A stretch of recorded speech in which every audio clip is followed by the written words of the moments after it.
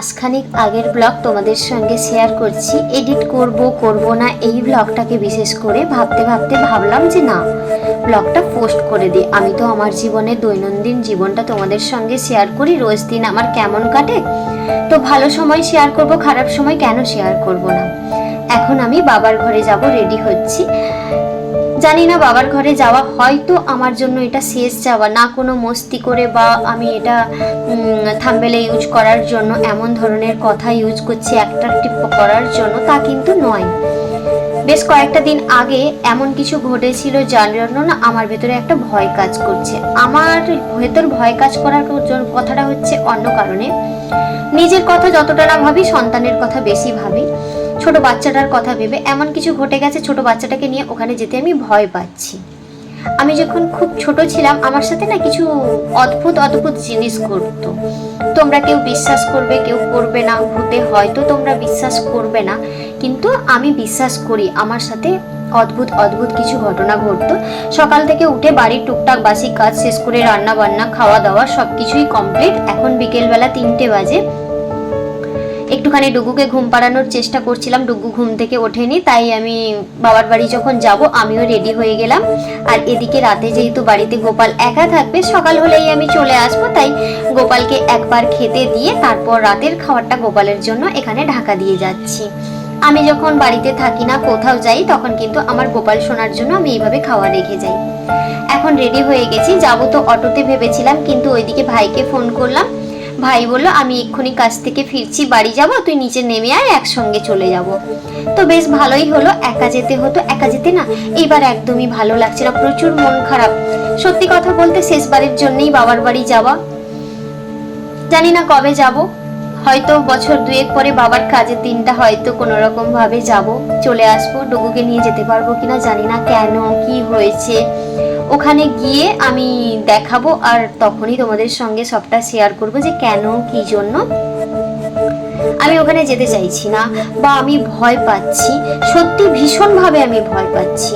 আমি না 5 দিন মতো হলো পুরো রাত আমি ঘুমাচ্ছি না, উল্টোপাল্টা জিনিস দেখছি আর ভয়ে ওই পুরনো কথা কিছু মনে পড়ছে ভেবে আমার ঘুম ভেঙে যাচ্ছে। আর ডুগুকে নিয়ে বেশি টেনশন হচ্ছে আমার। ছোট বাচ্চা, ওকে না ছোটবেলায় খুব হাওয়া বাতাস লাগতো, আরো যখন ছোট ছিল।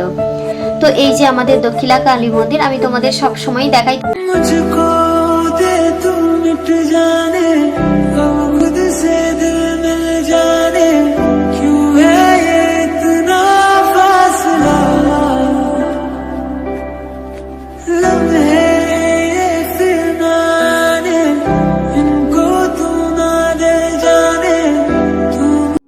পৌঁছেও গেছি, প্রায় সন্ধেও হয়ে গেছে, আর একটু না বৃষ্টি হয়েছে, তার জন্য এরকম মেঘলা ওয়েদার। এই রাস্তার যে কত স্মৃতি।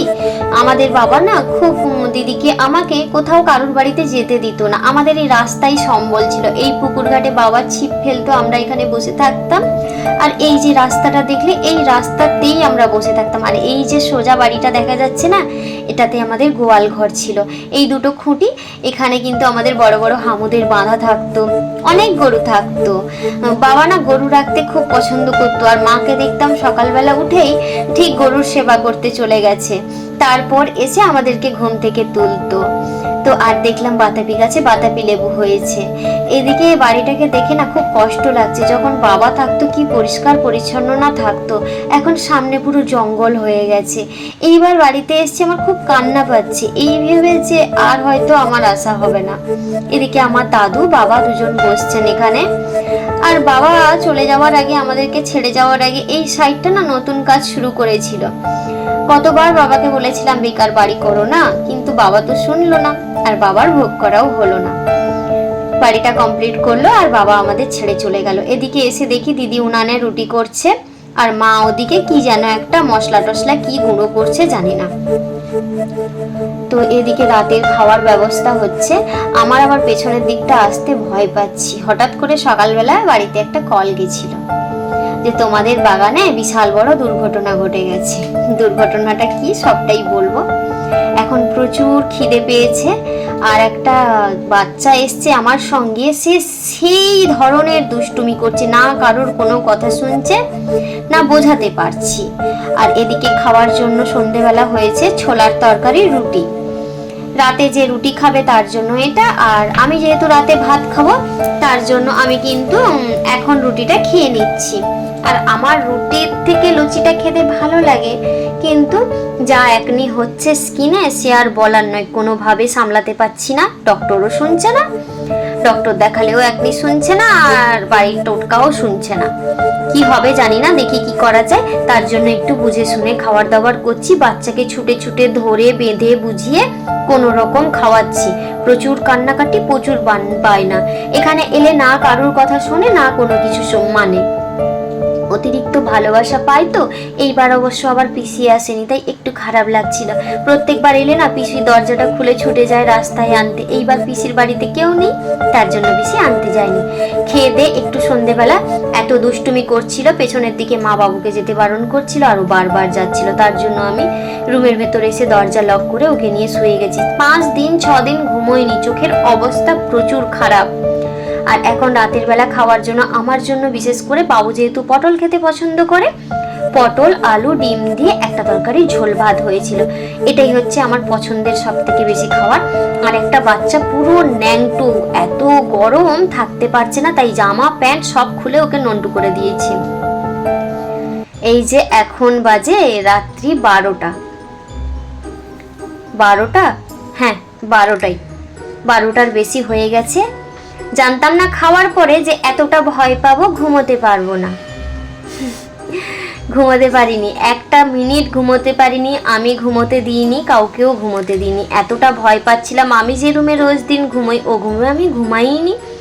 মা, দিদি, ডুগ্গু 4 জন একসঙ্গেই ঘুমিয়েছি। ডুগ্গু কিন্তু ভস ভস করে নাক ডাকছে, ওর কোনো ব্যাপার না। এদিকে মা আমার ভয়ে মা জেগে আছে, আমি ঘুমাচ্ছি না দেখে এদিকে দিদিকে আমি জাগিয়ে রেখেছি, না তুই ঘুমোবি না, আমার ভয় করছে।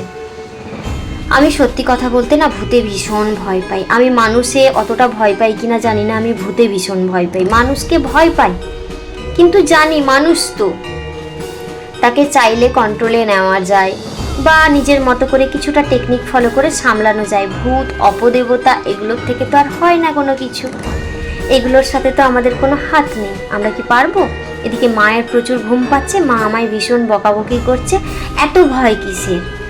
কিন্তু জানো তো ছোটবেলা থেকে না আমায় একটু হাওয়া বাতাস বেশিই লাগতো, আর খারাপ জিনিসগুলো সব আমিই যেন চোখে দেখতে পেতাম।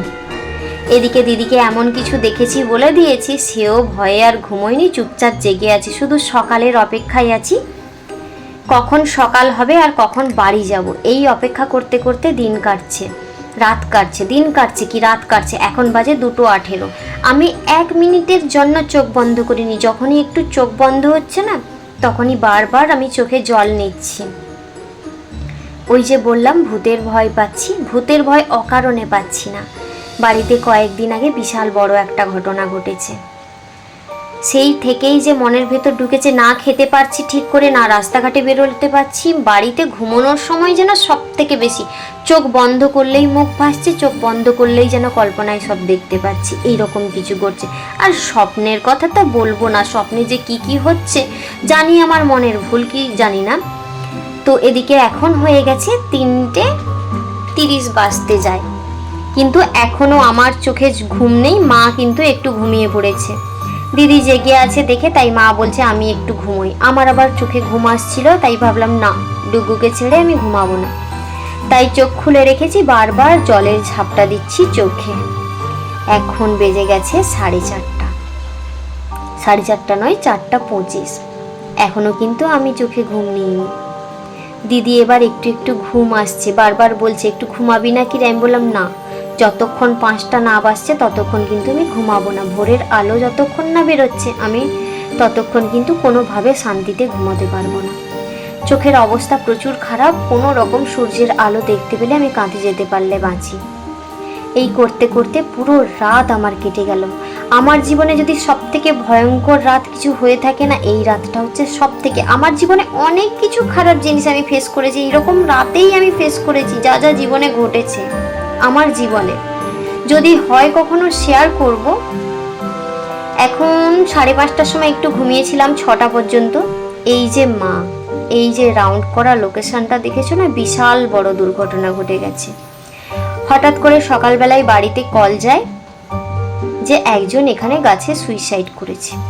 খুব অল্প বয়সী চেনা জানা একটা ছেলে। বলবো না ভাবছিলাম কখনোই, কিন্তু এখন কিছু কিছু কথা শোনার পর মনে হলো যে বাবা মা কি করে এত স্বার্থপর হতে পারে। তো যেটা শুনেছি সেটাই বলছি, মানুষ যেটা দেখে সেটাই তো বলবে না। তো সেই জন্যেই ওই সুইসাইড একদম পুকুর ঘাটের পাশেই করেছে পেছনে। তো এই ভয়ে ডুগুকে নিয়ে সত্যিই হয়তো আমার বাপের বাড়ি আর কখনো আসা হবে না। যেটুকু শুনেছি নাকি মেরে ফেলেছে, বাবা মায়ের সঙ্গে অশান্তি হয়েছিল, ওই থেকে কিছু একটা হয়ে কিছু হয়েছে। জানি না কোনটা সত্যি কোনটা মিথ্যে। ছেলেটা 20 বছরের ছেলে, তো চোখের সামনে বাচ্চাটাকে বড় হতে দেখেছি, তো খুব কষ্ট হচ্ছিল, বারবার মুখ চোখটা ভাসছিল। তার সাথে ওই যে অপঘাতে মৃত্যু, ওই এক ভয়ঙ্কর চিন্তাধারা। ওই ভয়ে ভয়ে আমি সারা রাত ঘুমোতে পারিনি। ডুগুকে নিয়ে এসেছি ঠিক, কিন্তু এক দণ্ড চোখের আড়াল করতে পারছি না। তার জন্যই আমি কিন্তু পুরো রাত ঘুমাইনি। আমার সাথে না ছোটবেলায় এই ভূত প্রেতের অনেক ধরনের অলৌকিক কিছু ঘটনা ঘটতো, সত্যিই ঘটতো, কোনো কাল্পনিক নয়। এখন বাড়ি চলে যাচ্ছি, মা যাবে না, মা এখন 4-5 দিন থাকবে এখানে।